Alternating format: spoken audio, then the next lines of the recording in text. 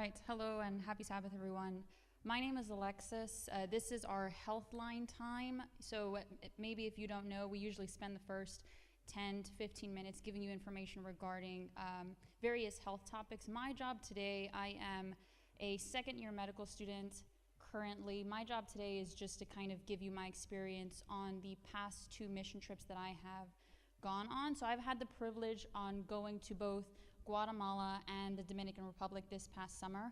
So my goal is obviously to give you my experience, give you some of the things that I think I can improve on, as well as hopefully motivate any youth or any individual who's willing and pursuing a career in medicine. This is a very cool option to consider, especially in that field. So just a couple cool things first. I guess these are a couple of pictures that I decided to put up just to kind of show you. First picture is working in a school. That's where we set up the clinic on your left-hand side in Guatemala. And the second picture on your right is actually in the Dominican Republic. This is following a clinic day. These children approached me actually asking if they could get on the bus with us, if they could go with us back to our hotel, and if they could kind of steal the mango that I had hidden in my medical pack there. So that was a fun experience. So we'll just be going through a few things. So the first question is, what are medical missions and why are they important? So many of you know that medical missions are organized by usually nonprofit organizations, churches, and various other groups. The purpose of a medical mission is to provide basic medical care, conduct health screens, distribute medication, and occasionally have the option to provide education if there is medical staff present in those various clinics in those countries that you are in. This is usually on a volunteer basis, so the majority of the staff will be volunteering medical professionals, including RNs, physicians, etc. But the major thing is to provide a variety of things, as I just mentioned. But a major point is that non-medical professionals are also extremely valuable for these trips and are necessary for the success of each one of these. They provide essential emotional and spiritual support both to the staff and to the locals that we are providing for. And they also help usually to serve meals, things like that, depending on the trip that you are on. And of course, administrative work is a huge thing. So keeping things organized on a medical mission trip is extremely important. And usually if you have gone, you know it can be very chaotic, especially considering you're never usually in the same place more than once. Okay, so some history of medical missions. This is significant, I thought, because there is more than just providing basic medical care. The idea of medical mission trips is not only to provide help for physical ailments, but also for spiritual ailments, right? So we'll start off with a little bit of history, and I didn't realize the text would be that small, but oh well, I'll read it to you in a bit. A man by the name of Peter Parker, yes, a very easy name to remember. He was both a surgeon and an ophthalmologist. In the 1830s, he was actually ordained as a Presbyterian. After that, he was able to gain access to China as a medical professional. The reason for that is because Western medicine in that time, specifically for cataract surgery, was much more advanced than that of China. So they gave him access. The significance of this, though, is that when he went back to the University of Edinburgh, he shared with individuals who wanted to be missionaries that the way in which he gained access to China was through healthcare. And so that's a huge ordeal. And so, of course, from there, you can see here, if you're able to see it, in 1838, China actually, they founded the Medical Missionary Society of China, and then in 1841, the modern medical missionary movement was born. And then from there, that became a hotspot for other groups to start. And as you know today, there are many missionary groups now. But the main point here is, in the first portion of this text, is that Western medicine provided a way for Parker to gain access to parts of Chinese society that were otherwise closed off to missionaries. And that is significant, and that is a huge aspect of what a medical mission is. Okay, so now a little bit more on my personal experiences, and as well as like variety of experiences that people usually come across on medical mission trips. And these are some difficulties, some complications or challenges that you can experience.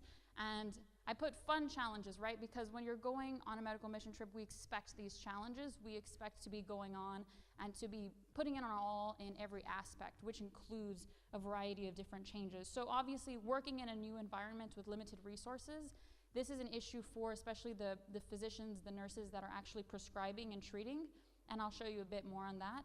Language barriers, cultural differences.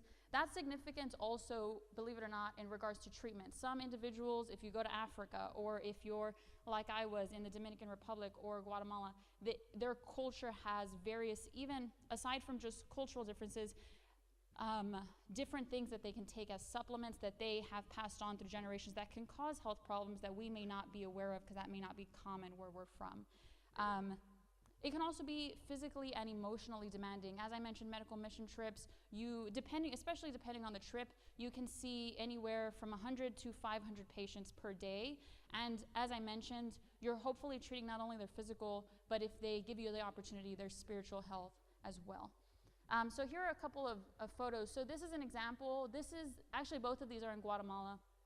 This first one is a picture of our general pharmacy. It was maybe a table that was about 6 feet long by maybe 3 feet wide, and that was the medication that we had. We were there for a few weeks in Guatemala, and this was everything that we had to treat 100 plus patients per day. So of course this gave limitations to the physicians who were treating. They had to not only know what medications we had, but also the amount that we had, and treat to the best of their ability the patient that was in front of them, but also keep in mind the hundreds of other patients that we would be seeing that could potentially need this medication also.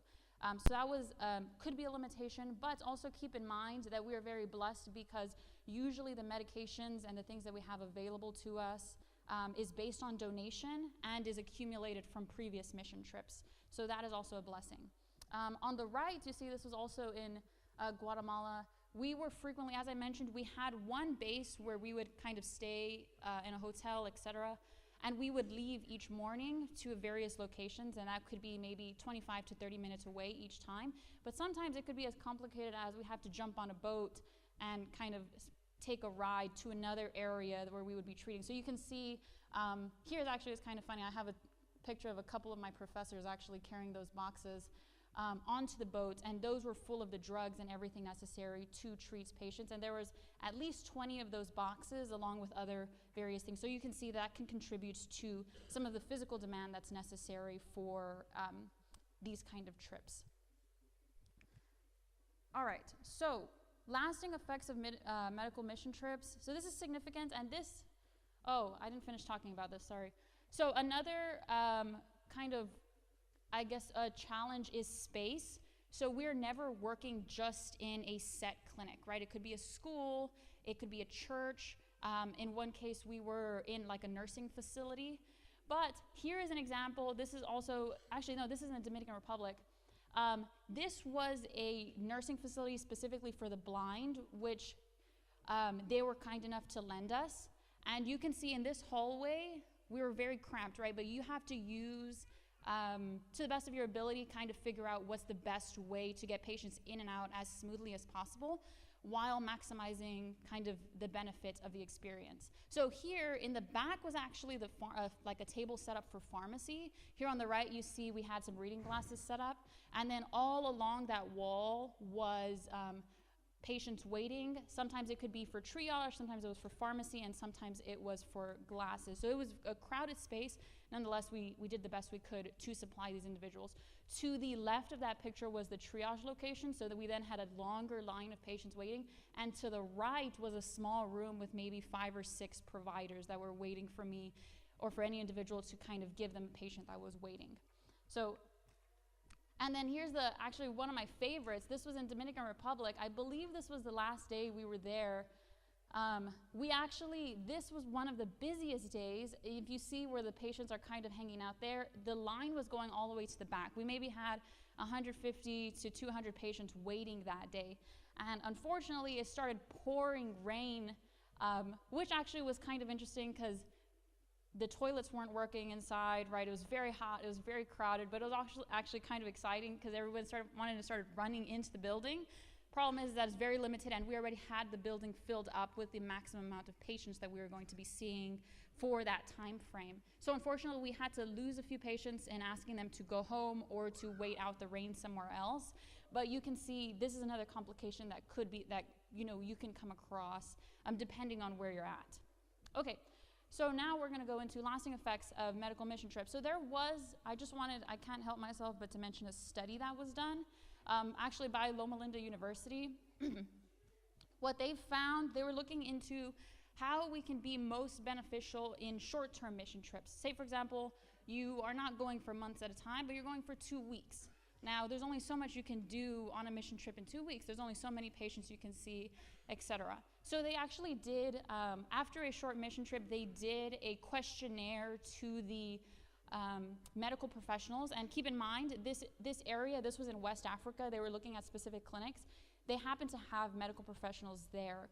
So they did the questionnaire, and the top response, the most valuable according to these questionnaires, was actually education and training. So when medical missionaries actually came to educate and train these people, not only in how to treat diabetes, for example, how to treat high blood pressure, and also how to properly use antibiotics, they found that those were extremely valuable, but also simple things as how to get your patients organized, how to number the beds, etc., to prevent mix-up with your patients. So that was a significant finding.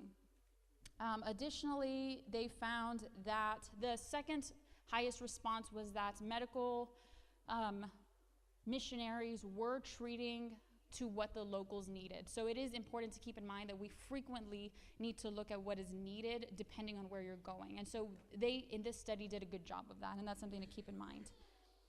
But I also wanted to mention that medical mission trips are not only, they're not even only lasting for, oh darn, wait, there was one more thing I wanted to mention about this.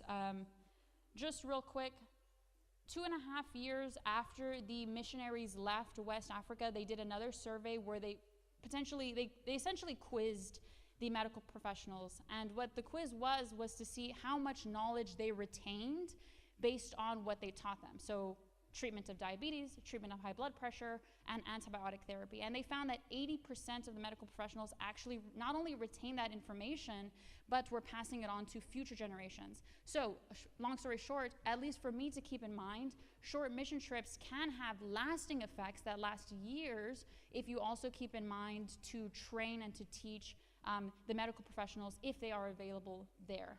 Okay, and then finally, what I wanted to mention was there is wonderful experiences aside from just work and making awesome connections with these people from various cultures. There is also fantastic experiences that you have, right? This is a picture of these are all from Guatemala, actually. Unfortunately, I didn't find any cool pictures in the Dominican Republic, but there were many. But this is on the boat ride back. I believe that was our last day. We were going back home. And you can see kind of the mountains in the back. But what was cool about this is that the picture on the top right there, we hiked an active volcano. And during that time, we actually did something called ash sliding, where you were essentially kind of it felt like you were skiing down the volcano, but in reality, you're in your shoes, and the ash is so slippery that you slide down, and you can actually gain a good amount of speed. So that was actually a ton of fun. It was a very challenging hike, so that's why you can see us celebrating here on the top right. And then that bottom right picture, I just wanted to show you because this picture was taken actually a few days after we left Guatemala. And we were actually staying in Antigua, so it was right below where you see this image, right below that picture, kind of in that little city there. A local actually took this picture, sent it to the leading physician, who then sent it to us. So you can see that there is a lot of personal connection. Aside from the things that you have to do for these individuals, they are very appreciative, and they'll keep you involved in their society, and kind of in what's going on in their daily lives. So this was fantastic. On top of the fact that it's a super cool picture, I also have a slow motion video of it. So overall, this is the general idea, in my opinion. I was kind of instructed to give you my general perspective on what medical mission trips are. And I think this quote does a very good job of summarizing that. So I'll just read it out to you. This is from Medical Ministry, and it says, "Every missionary will have an understanding how to treat those who are diseased in body, as well as to minister to sin-sick souls. This double ministration will give the laborer, together with God, access to homes and will enable him to reach all classes of society. An intelligent knowledge of how to treat disease upon hygienic principles will gain the confidence of many who otherwise would not be reached with the truth. In affliction, many are humbled in spirit, and in words of favor of truth, spoken to them in tenderness by one who is seeking to alleviate physical sufferings. Many touch the heart. May touch the heart. Prayer, short, weighted with tender sympathy, presenting the suffering ones in faith to the great physician, will inspire in them a confidence, a rest, and trust that will tend to the health of both body and soul. Thank you, everyone, for your time. The service will be starting shortly.